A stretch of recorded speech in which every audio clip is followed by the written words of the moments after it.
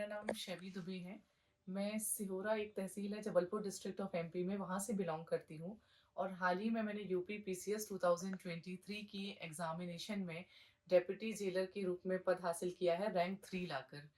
और ये वीडियो जो है मैं यूपीएससी हिंदी के लिए बना रही हूँ।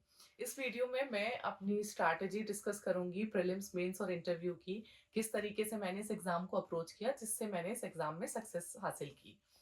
सबसे पहले हम स्टार्ट करते हैं प्रीलिम्स से। तो प्रीलिम्स में जैसे कि पता है कि बहुत लोगों को दिक्कत होती है कि प्रीलिम्स को ही क्लियर करने में कि क्या कैसी स्ट्रैटेजी होनी चाहिए, कितने क्वेश्चंस अटेम्प्ट करना चाहिए। तो इन सब चीज़ों को देखते हुए, बिकॉज मेरा ये सेकेंड अटेम्प्ट था और सेकेंड अटेम्प्ट में रैंक है, मेरा फर्स्ट अटेम्प्ट में भी मैं इंटरव्यू तक गई हूँ, तो मेरा फर्स्ट अटेम्प्ट भी प्रीलिम्स क्लियर था। तो मुझे ऐसा लगता है कि प्रीलिम्स में आपको जो प्रीवियस ईयर्स पेपर्स हैं उनका काफ़ी थॉरो एनालिसिस होना चाहिए कि किस सेक्शन से क्वेश्चन काफ़ी आते हैं। घटना चक्र की पूर्वलोकन आती है, वो मुझे लगता है कि आपको बहुत अच्छे से करना चाहिए, उसको कई बार उसका मल्टीपल रिवीजन कीजिए। उसके अलावा करंट अफेयर्स पे ध्यान दीजिए, बिकॉज आपके क्वेश्चंस जो आ रहे हैं यूपीपीसीएस में उसमें करंट से भी आ रहे हैं।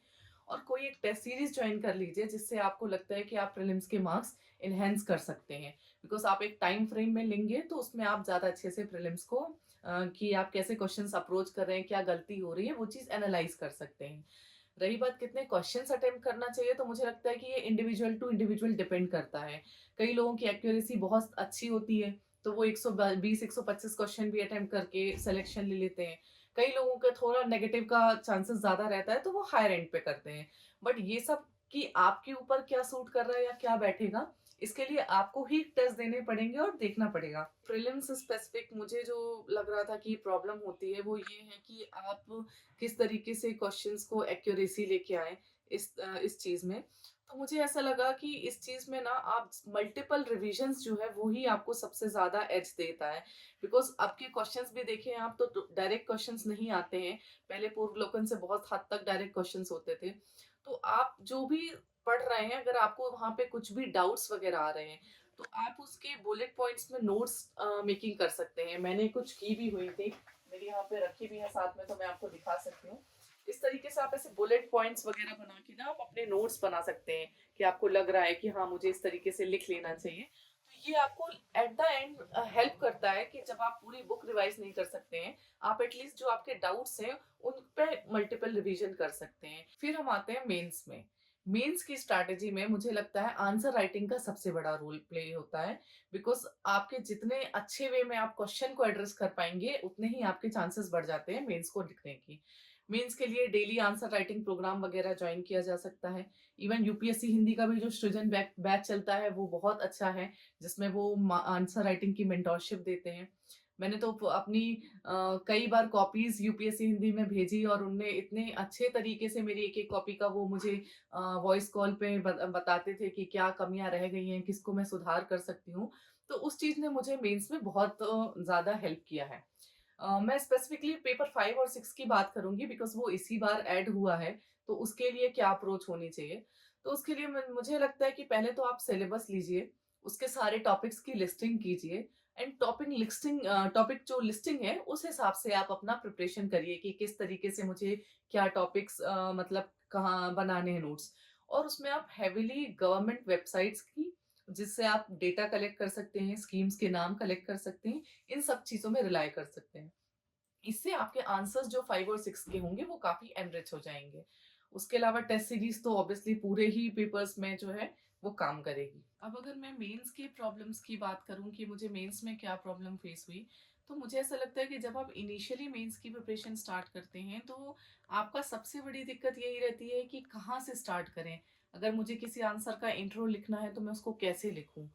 तो मैं उस चीज के लिए आपको यही कहूंगी कि मेंस की प्रॉब्लम तभी सॉल्व हो सकती है जब आप आंसर राइटिंग करेंगे इन एनी कैपेसिटी आप कर रहे हैं। अगर आप इनिशियली अच्छे आंसर्स नहीं लिख पा रहे हैं, अगर उसको पॉइंट फॉर्मेट में नहीं लिख पा रहे हैं, एक एस्से की तरह लिख रहे हैं, कोई दिक्कत वाली बात नहीं है। बट आपके लिए ये बहुत जरूरी है कि आप अपना पेन उठाएं और आंसर राइटिंग स्टार्ट करें। आप क्वेश्चन को समझने की कोशिश करें, उसके कीवर्ड्स जो हैं उनको हाईलाइट करिए और उस हिसाब से आप अपने आंसर को लिखिए।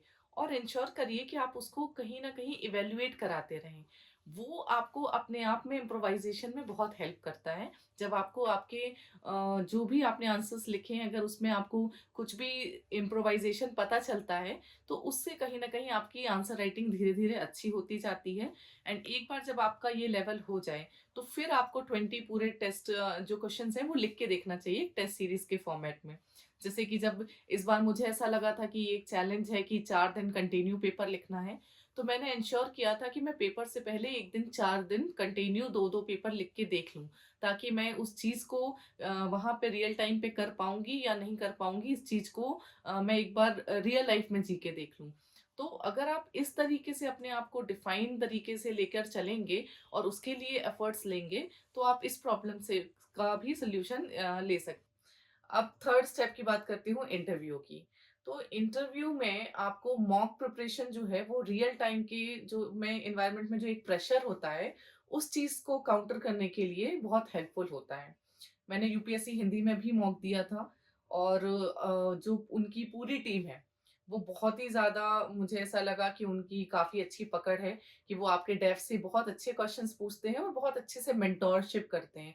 एक चीज़ होती है कि आप किसी कोचिंग से गाइडेंस ले लेते हैं या फिर वहाँ पे एक प्रोफेशनल रिलेशन होता है, बट यूपीएससी हिंदी ने पूरी प्रिपरेशन में मुझे एक बहुत अच्छे मार्गदर्शक की तरह गाइड किया है, जिसके लिए मैं उनका बहुत थैंकफुल हूँ। तो इंटरव्यू के टाइम आप भी मॉक इंटरव्यूज़ ज़रूर दीजिए, ताकि आपको समझ में आए कि आपके किस-किस एरिया से क्वेश्चंस पूछ सकते हैं और बहुत हद तक आपके जो रियल इंटरव्यू है, उसमें भी वो आपको बहुत हेल्पफुल होगा।